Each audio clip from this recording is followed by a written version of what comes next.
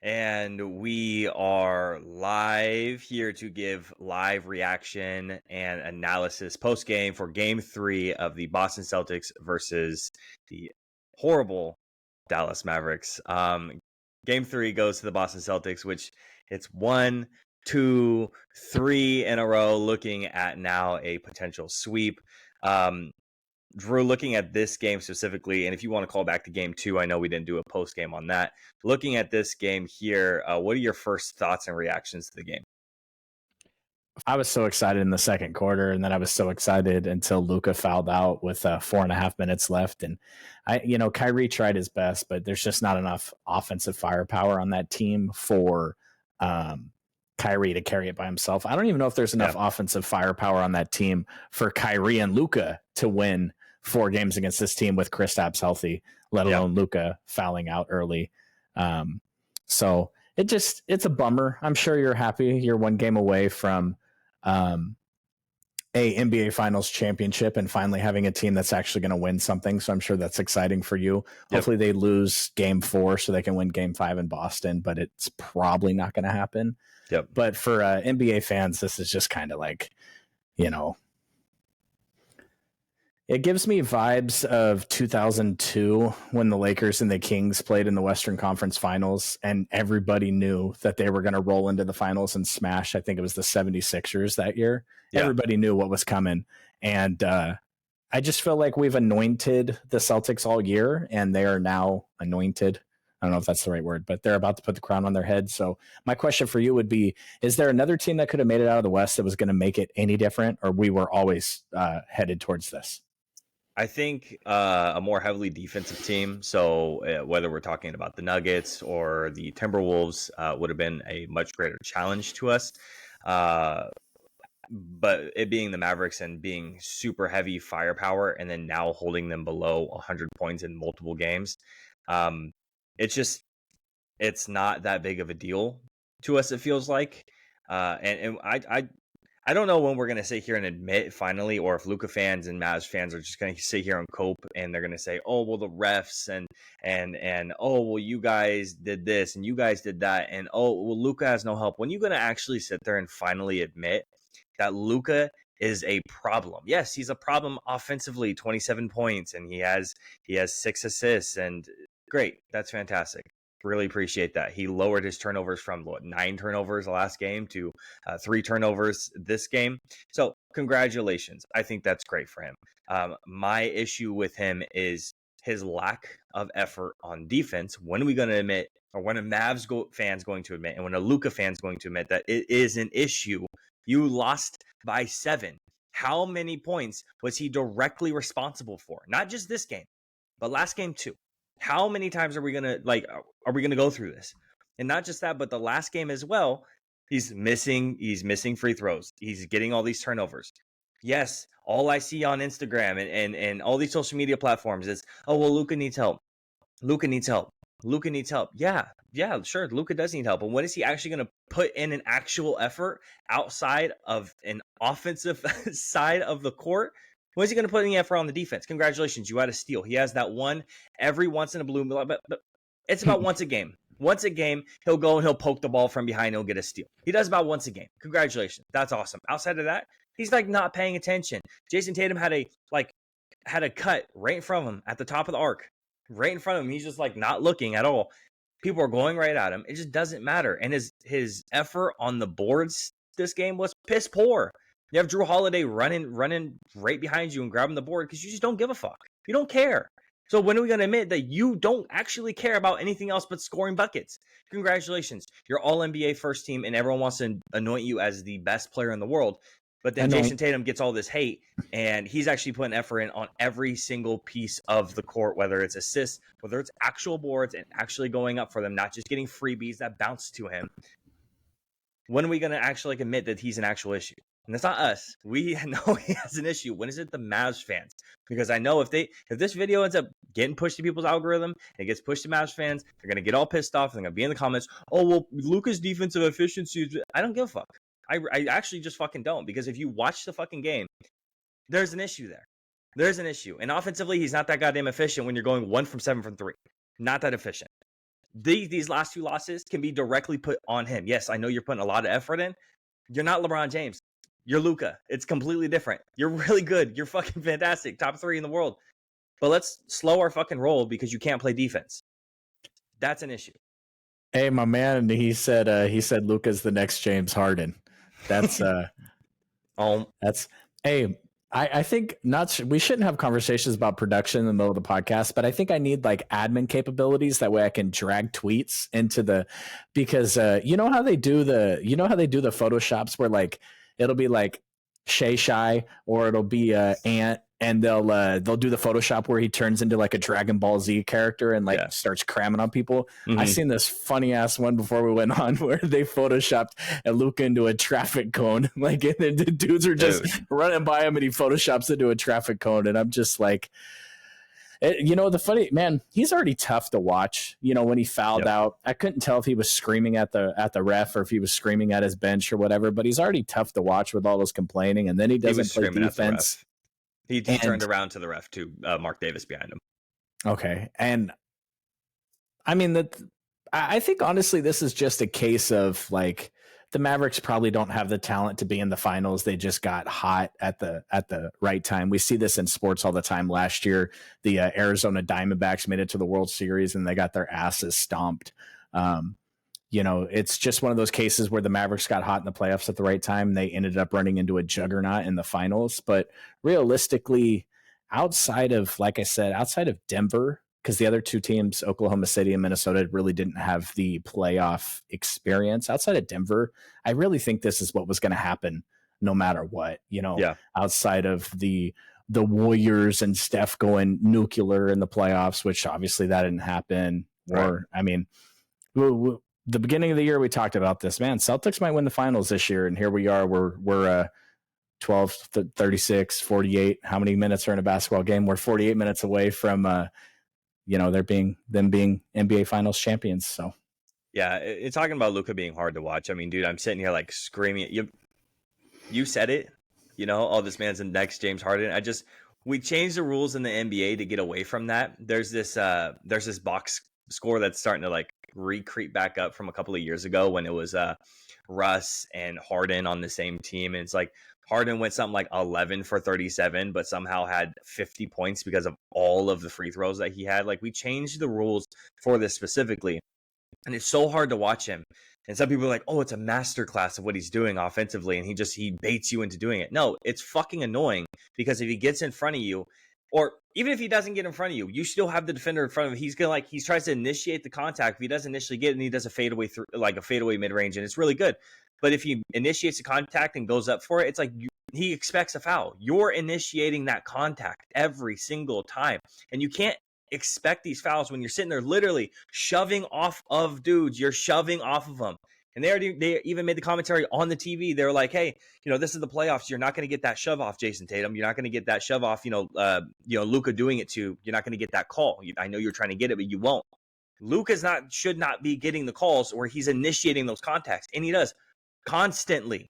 The playoffs cater to Luka. If you want to make it to where you can't do anything about his push-offs, but you can't stand there and actually play defense on him, he just caters to him. I'm fucking tired of it. I'm tired of seeing him go and shoot all these free throws for no goddamn reason. It's super frustrating to sit there and watch.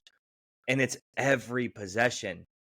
And then, someone else comes down the court for the Celtics and they try to get a call and we just won't get it. Even though Luka's doing the exact same thing. Jason Tatum goes up for a dunk, should be an and one because they smacked the fuck out of his arm. It doesn't matter. They're not going to call it. Why? Why aren't you calling it? If that's Luka getting smacked, he would immediately fall to the ground and throw his hands up, even though he could have landed on his feet perfectly fine. He just sells the fuck out of it, and it's so difficult to watch. You're up 3-0, right? It's so hard to watch the games. It's so hard. Are we gonna rename this the Celtics Stan podcast here? We might have to, yeah. Can we talk about?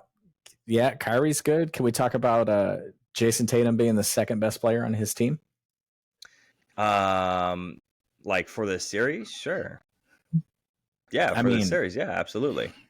JB, he does absolutely nothing in the first half. This is how I knew this game was over, is because Jaylen Brown didn't do anything in the first half, and I think the Celtics were down 1 point at halftime. Mm-hmm. I was like, that's not good. He hasn't brought anything to the table, and they're only losing by 1. That's not good at all. Kyrie and Luka had like 36 of their 51 points or something like that. I'm like, this game's probably over in the third quarter, and they brought it back and they made it competitive for a second there in the fourth. But Jaylen Brown, 30 points in the game. Tatum, 31. So shout out to JB. He's got that Finals MVP locked up, it seems. Maybe, the co-MVP thing is the Finals favorites right now, especially if you look at the numbers and you stack them up next to each other. And Kristaps goes out. He's not going to play for the rest of the Finals, it seems like, with an injury that only 26 people in the entire world have ever had. And Jason Tatum steps it up. He goes and he increases his points. Does he lose some of his other statistics? He drops off in rebounds a little bit and assists a little bit, but he provides the scoring opportunity that's needed. Like he's being a little bit more aggressive in this game than he was in the previous games because he didn't have to. You saw in the last 2 games, he's running around and he'll drive in and he's looking to kick out somewhere because he has 2 people on him, whoever is playing zone inside the paint and whoever is on him directly, and he's looking to kick it out somewhere else. So he's looking to do that constantly. This game is a little bit different. He's looking to Euro. He's looking to stop and do a mid-range. He's looking to actually do a sidestep 3. He's looking to do a step back. So he's doing a little bit more offensively because he has to, and that's what I can appreciate. Like, yes, Jaylen Brown did fantastic this game as he has the last 3 games, but Jason Tatum's being a little bit understated of how well he's been playing as well. Jaylen Brown probably should win Finals MVP, but it wouldn't be surprising if it was co-Finals MVP at this point because of the statistics and because of what both players have done. Jaylen was a +13. Tatum was a -4. Yep, and it's funny because Jason's been he's been positive in the plus minus in every single game. In this game where he's had to be more offensively forward, he's gone negative in his efficiency. So it's just something funny to look at. The other thing for Celtics fans to kind of look at too is how much Xavier Tillman played. He ended up playing 11 minutes. He ended up playing a lot of center. No Luke Cornett. So that was a little surprising to me. I thought we'd see Luke Cornett a little bit more. But I think for the pure fact that Xavier Tillman has the ability to shoot threes and he only shot 1, maybe brings that out a little bit. But honestly, with Luke, he brings a little bit more of the rebounding proficiency to the team, and I would have liked to see him out there. But I like Luke Cornett a lot. So maybe that's my bias coming into play. I'm not a huge Tillman guy. But he went out there and he played well. So I'm curious to see how Joe Mazzulla is going to adjust going into the next game. Sam Hauser playing fantastic. He's played fantastic defense in all 3 games up at this point, scoring 9 points. Most of those points coming in maybe all those points coming in the first half. So, bro, Hauser, man, the dude played 14 minutes and he was a +16. Yeah, I'm not a big plus or minus guy, but when you're only on the floor for 14 minutes, and this is when this was in the second quarter when the Mavs were playing really well, and it just seemed like every time they got on a run, he hit a 3. He's a +16 when the Mavs were pushing. That's fantastic production from your bench. Yep. And then Tillman's a +9.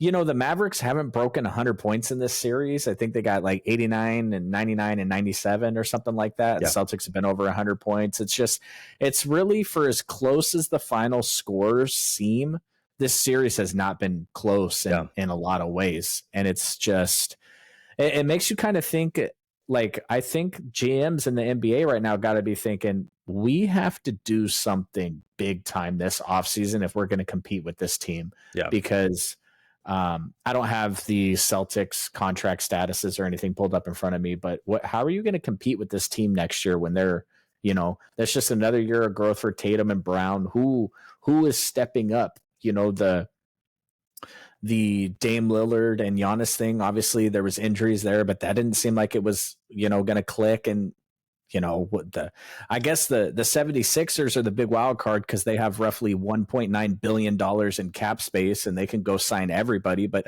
there's no guarantee that that's going to gel. So 12 months from now, we're going to be sitting here talking about the Celtics back to back because it's a long way to go, but who has the talent to compete with this team in the NBA right now besides the Kings? Well, before pushing too far up, is there anything that Dallas could really do? I mean, looking at the last 3 games especially, is there anything Dallas could even do to make an adjustment to make a significant run at next game or the next couple of games? Like, is what has to be done from now until Friday? That's really the real question to me, because everything the Celtics have done is, remember, you and I talked about, how to stop the Dallas Mavericks, and I talked about their switching and how we switch constantly and we have the personnel to do it. And I think you asked me the question is, why can you guys stop them if nobody else has been able to do it? And I said, it's their personnel. They have the people to actually do it. Tatum, Brown, Holiday, White. Shout out Big Al. Al's been out there doing work. He's been playing fantastic defense. It doesn't matter if he gets cooked up, because he'll be right there in your face still, and he wants it so bad, and I want it for him really bad. So everyone's just been playing really well. They've stopped all the lobs. They've had, you can count on one hand how many lobs they've had this entire series. I think it's literally that 3 or 4 taking lobs. that away has been big. So, taking all that stuff away, not allowing Luka to get in front of the defender, and not allowing him to draw so many fouls has been huge. So, yeah. To answer your question, it's just, Kyrie went for 35 tonight. Luka went for 27. They both played, offensively well. They did what they do, and it just wasn't even close to enough. We talked before the series started. It was really going to take PJ Washington going to a all-star level of play for them to have a chance in this series, or a major injury on the Celtics part. But the major injury on the Celtics part happened, and it didn't matter. Porzingis, it just sucks for that dude. I feel for him terribly, because he's just had a tough run with injuries lately. But I don't know, outside of them finding, a time machine and trading for somebody at the deadline. But the thing about the Mavs is, this was not a team that was expected to make a finals run, so they didn't pull the trigger on some of those moves that you would have seen a team do at the deadline, and there's just, I'm not exactly sure what this team needs outside of, I think you and me threw around the Jeremy Grant type of player at the 4, which would help them a little bit, but they're just not deep enough.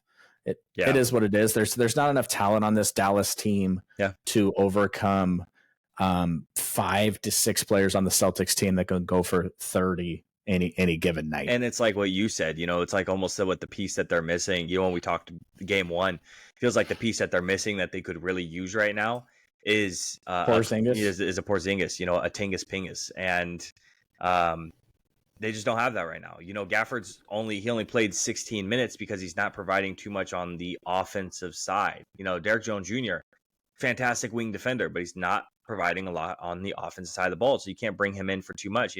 Tim Hardaway played a shit ton of minutes. He played 19 minutes and scored a whopping 0.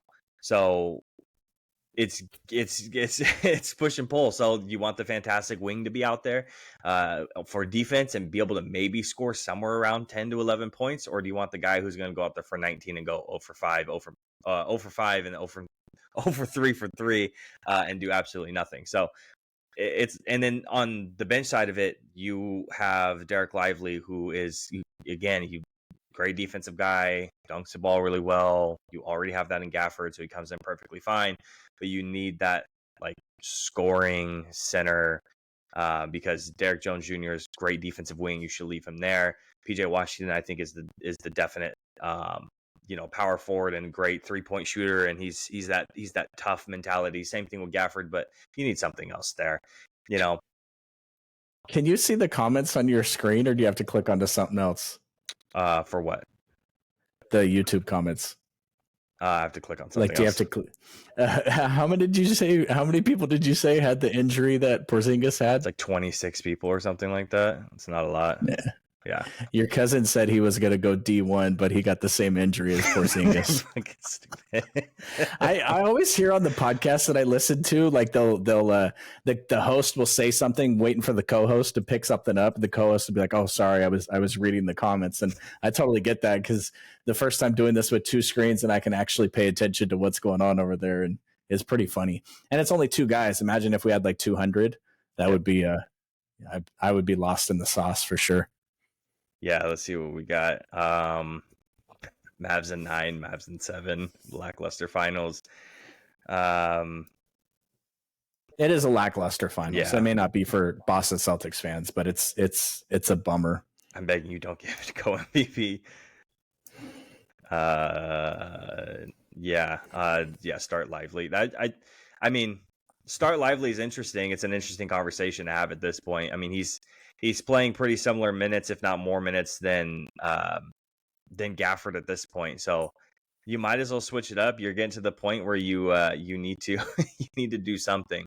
But you could start Lively if you want, but they're just going to hunt him, and he'll have 3 fouls in the first quarter. That's the issue. He's so young, and he bases everything off of his emotions, and he's physical, which is great, but he's too physical on the point where like he's purposely doing things just to be an asshole about it. So yeah, I mean, he had 0 fouls in 30 minutes tonight, which is very impressive for him at his age. But if he starts, and that's like, I mean, what are we talking about? Lively starting, that's going to overcome the Celtics advantage here. Like, yeah. And what's crazy is, Drew Holiday, Derek White, like they haven't even had like a signature like moment in the finals yet. And it doesn't matter, Al Horford hasn't had a signature. I mean, they're all playing well, don't get me wrong, but Horford hasn't had that game where he goes nuts. Yeah. Drew Holiday hasn't had that game where he goes absolute bonkers, and they're still like, it's like coasting. Yeah. I feel like Tatum and Brown could sit down the rest of the series, and the Celtics could still win one more game with Tatum and Brown not playing. Yeah, we should just make it entertaining. Do that, and let's just go to Game 7. Have you seen the movie? Glory Road? No.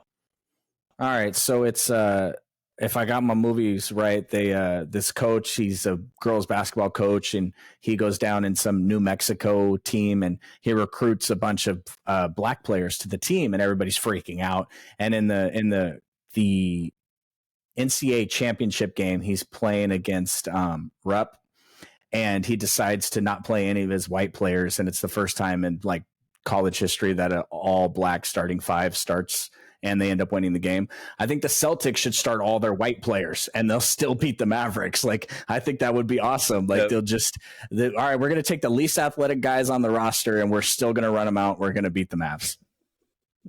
And they can play the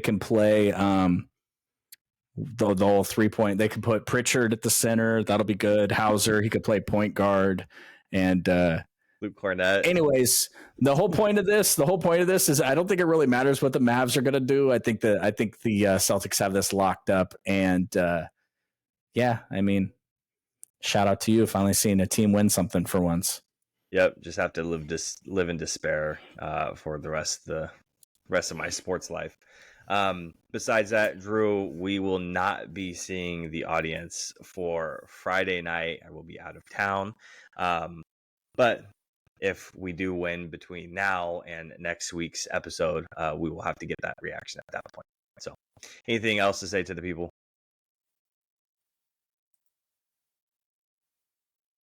I don't.